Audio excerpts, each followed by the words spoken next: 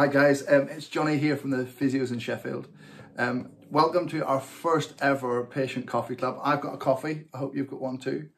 I wanted to talk first time today about home office setup. I did a blog on this a couple of weeks ago and I've had lots of questions since. So I wanted to just dispel some of the myths. It doesn't have to be fancy or complicated, but also I just want to really reinforce that message of it's really important these days to move more. This is the space that my wife and I use to do our work when we're at home. We're really lucky. We've got a little bit of space in our house that we can sort of get away from the Lego and the homeschooling to use this space. But the first thing I would say is that you'll see that we've got lots of light here. Now, both my wife and I do online consulting with people, so it's really important for that to be well lit. So if you have maybe moved to more of a video-based platform, light is really important. But important in terms of what other people can see, but also really important in terms of just natural light makes you more productive. The other thing that I wanted to talk to you about, and this is what we had most of the questions on, is monitor height. So this is my setup here, okay? Both my wife and I work from laptops.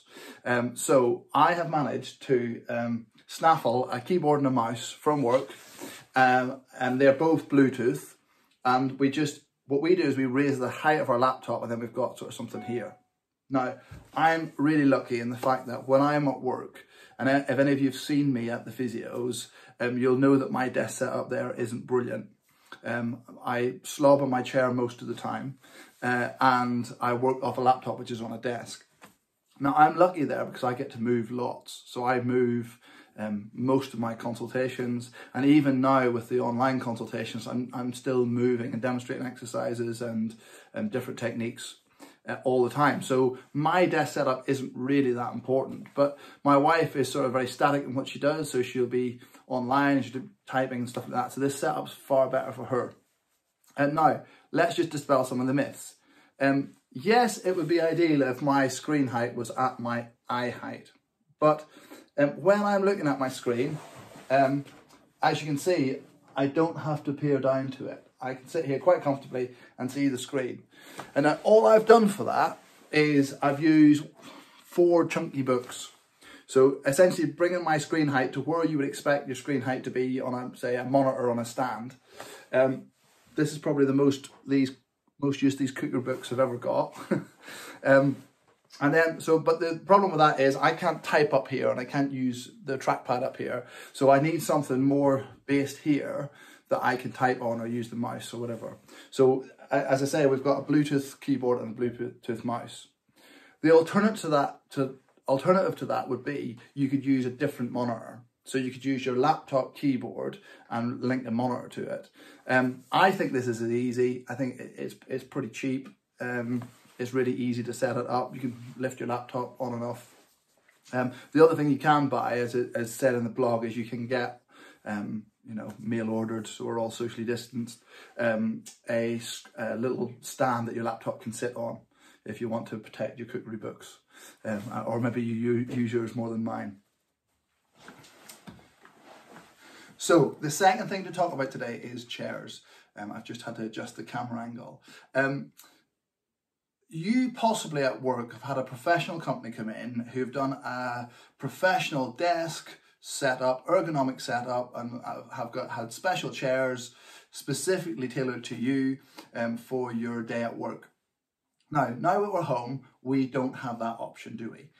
So what I would suggest is, as opposed to finding a rickety old rolly chair in the loft or something, just use a dining chair. So use something that's pretty firm and pretty supportive, and there's a couple of things you can do to bias that. So the first thing I would say is, when you are at work, okay, in terms of sitting, if you've got a back problem and you need lumbar support, you can get a little cushion or a little towel and stick it behind you and you can rest back on that. If you don't have that, my advice would be try and get your bottom as far back in the chair as possible, and then with your lower back here, just take up the space. And I find for most of my patients with back pain, this is probably one of the most comfortable positions for them. So just once again, we're going to get our bottom right the way back in the chair and just take up the space at the back. So I'm now resting against the back of the chair, and that is pretty good. Okay, but the thing to say is it's only pretty good for a while. So we would definitely advise that you do not sit for any more than half an hour. Whether that's just a quick stand up and a sit down again, or a walk to get something, or I don't know, take a phone call and walk around outside or whatever. Don't sit for any longer than half an hour. It doesn't matter if you've got the best chair in the world. It will not be helpful for you to sit in it for 6 or 7 hours. The next point I would make is, we discuss this in the blog, and I'll link the blog to this somehow. But one of the things that we would say is moving is so important. Okay, we know there's a lot of research out there about the health consequences of sitting all day at work. And people even raise silly questions like, is sitting the new smoking? No, it's not, by the way, if you're wondering. But the one thing I would say is the whole thing about sit to stand desks, or you can even get treadmills now that you can put a laptop on. It isn't about the sit to stand desk or the fancy treadmill. It is about being more active in your posture. Okay, so it's the same thing as we as physios say all the time: movement and exercise is important, and that is exactly the same when it comes to sitting or being at your office desk all day, every day. Now, what I would suggest is that you put little tiny things into your day to make sure that you move regularly. So for example, one example would be, don't have a massive bottle of water on the desk so you can stay hydrated during the day. Water's great, but get up, have a walk, get a small glass of water, come back again, and just repeat that through the day. Okay, and I would also, anywhere you can add in additional exercise is great. So for example, I've got the option here of either, if I need to use the bathroom, I can go upstairs and use the bathroom, or I've got a bathroom which is about 20 paces away. So it's really healthy for me to decide to use the bathroom upstairs, not the bathroom on the ground floor. Perhaps you don't have that option. I'm lucky I do. And then the other thing is just, there's other things you could do. So for example, you may have a shelf or a kitchen island or a high windowsill or something that you can take your laptop and set it on and sort of stand up for a little bit. You may be able to take a phone call and maybe have a walk outside, or at least stand up and take that phone call. But anything that you can do just to be a little bit more active. And as we said before, that every half an hour is ideal. So even if it's just you stand up and sit down a couple of times and then get on with what you're doing, that will really stand you in good stead. My next point, exercise. I want to give you some really, really simple exercises to do while you're at your desk. But before all of that, exercise is so important. So we've already talked about active posture and just being a little bit more active in your day. But I would really encourage you to use your daily allowance of exercise. You know, the government said that we can go out once a day to exercise. So do whatever it is that is your thing, whether that's sort of tackling stuff in the garden. Paul's going to say some more about gardening and how to keep safe in the garden in a later session. Whether that's going for a run, and I would really encourage you to check out John Grayson's blog on the best running schedule. So we would most certainly suggest that you don't run on consecutive days, that you run every other day, and maybe do something in between. Maybe it's just a jolly good walk. It's taking the dog out, or it's getting the kids on the scooters and going for a nice lengthy walk. But anything that's going to get your body moving and get your heart rate up and get you breathing a little bit heavier will be beneficial for this time that we're in lockdown. The other thing to say is a good general movement program will help.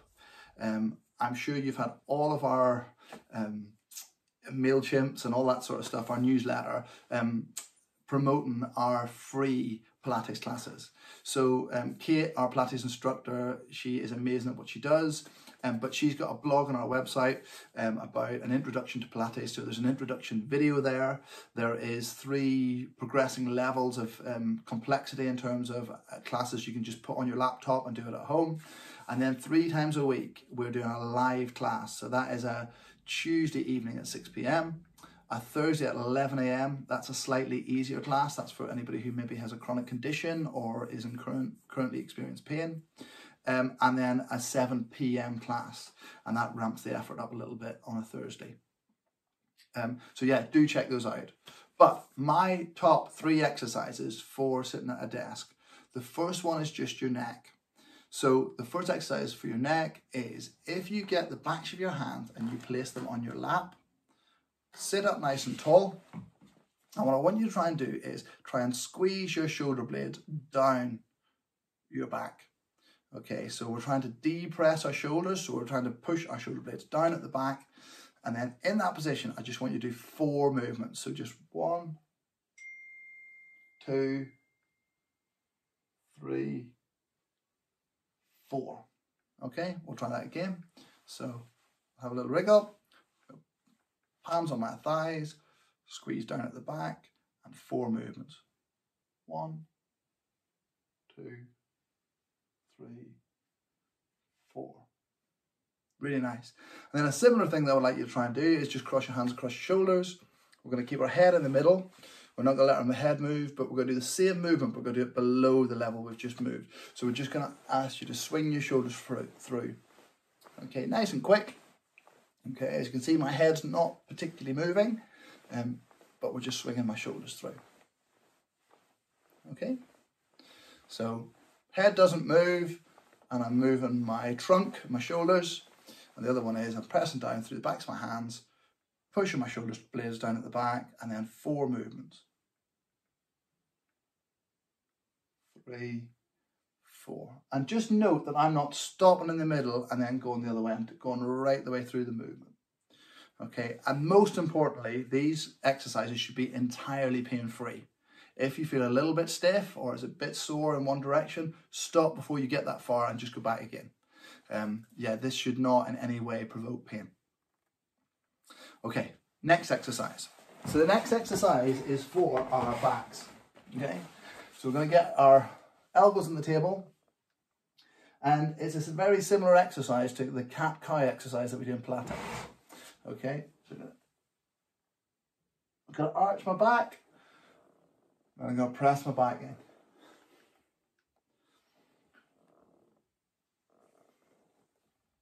Okay, realistically, I'm only moving this bit, okay, or that bit, okay.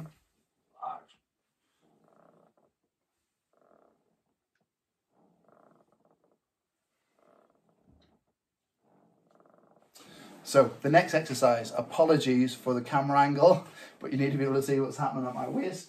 You want to try and get yourself, so we were sitting here, we're going to try and get ourselves to the front of the chair a little bit. And all we're going to try and do is imagine that our pelvis is like a bucket of water, and we're trying to roll it forward and backwards. So we're trying to slush some water out the back and then out the front. So all we're trying to do is roll back and forwards, okay? Now, I get to tell people how to do this all day, every day. So I should be able to do this well. But my tips would be, note that my chest and my mid-back isn't sort of flopping about. It is just really my pelvis and my lower back that's moving.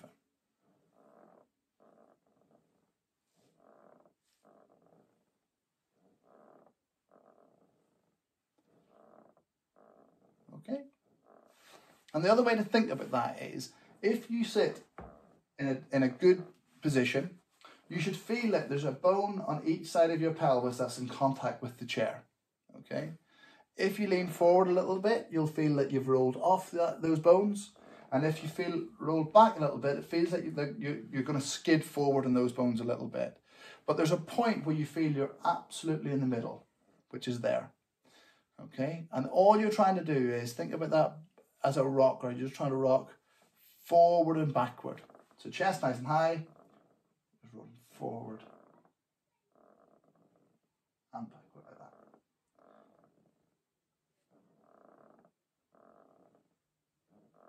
And that's it. Good luck out there. Stay safe and well. At the Physios here, we are on hand, online consultations should you need us. And as I say, we will be doing lots more patient coffee clubs. We've got, how to stay safe in the garden next. We've got top tips for beginner runners. Lots of stuff coming your way that you guys can use during this period of lockdown.